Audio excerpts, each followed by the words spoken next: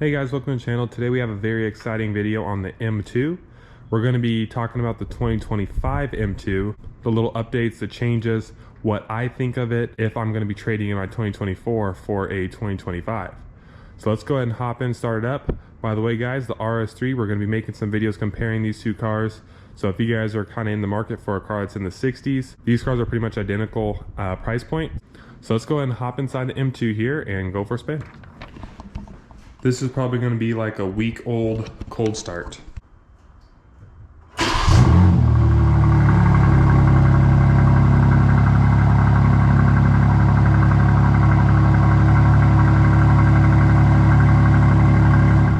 Alright guys, always a fun day when we get to take the M2 out.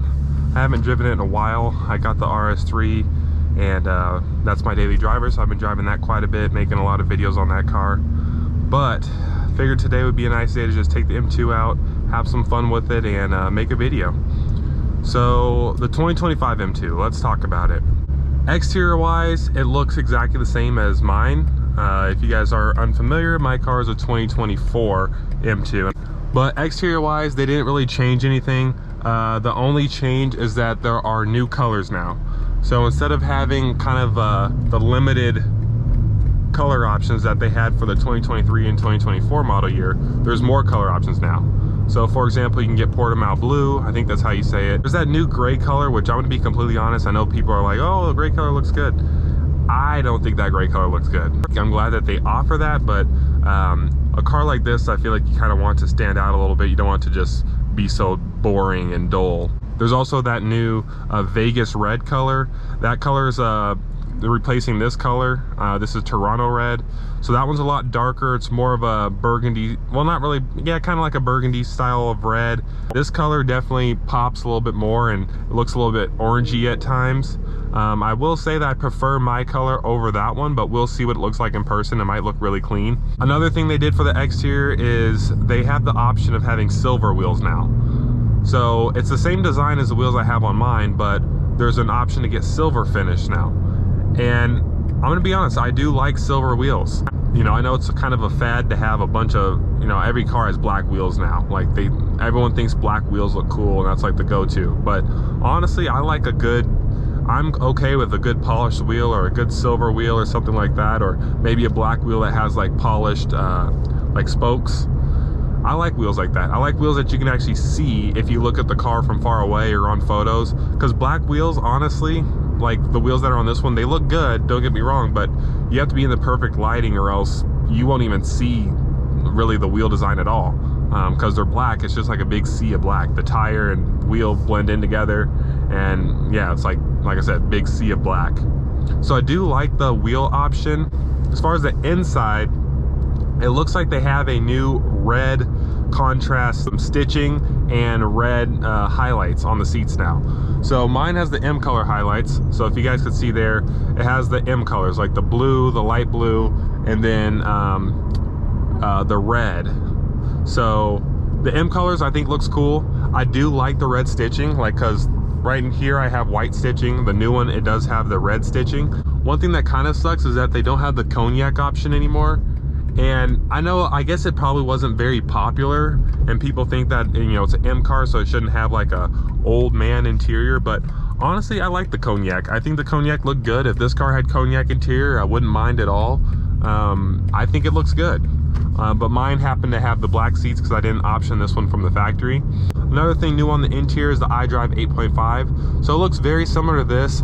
This bottom tab here is a little bit different on iDrive 8.5, but it is very, very similar. The steering wheel, they did update the steering wheel. So this steering wheel has been with the BMW lineup for a little while now.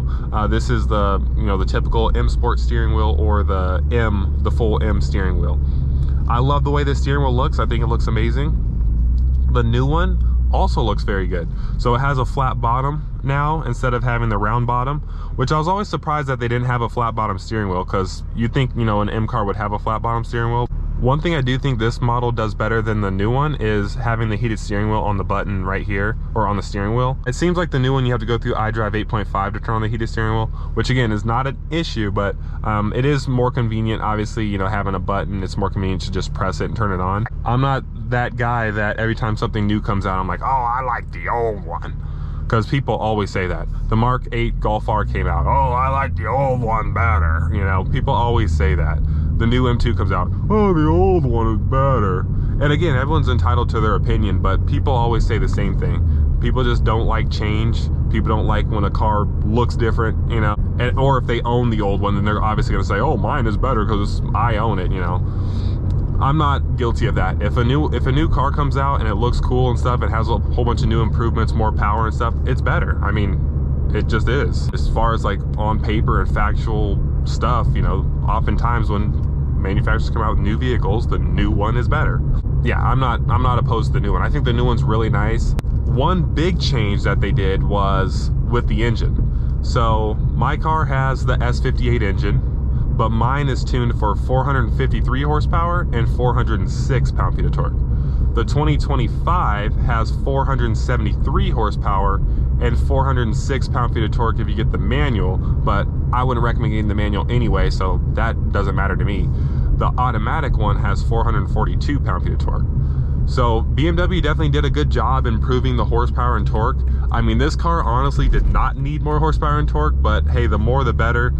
This car feels very underrated as it is. Like 453, this car doesn't feel anywhere near 453 horsepower. Especially since it weighs 3,800 pounds now, like the car does not feel like it has 453 horsepower. Feels like it has way more, like 500 or maybe even a little bit more. If the new one actually has more power than this one, because I've always thought in my mind that this engine in this car, even though they say it's 453 horsepower, I've always thought that they took the base non-competition S58, which is the 473 output, and the M3 and M4 with the manual transmission. I've always thought that they'd use the 473 output version in the M2. They just said it's 453, but I honestly think that this engine is the engine that's in the M3 and M4 non-competition, just with an automatic transmission instead. Because this car, there's no way it's even close to 453 horsepower. With the way it performs, not even close. I'm a guy who doesn't like to do a whole bunch of modifications to their car. Yes, you can take this exact engine and modify it and it'll be the same speed as the 2025, but factory power is always reliable. Factory power is under warranty.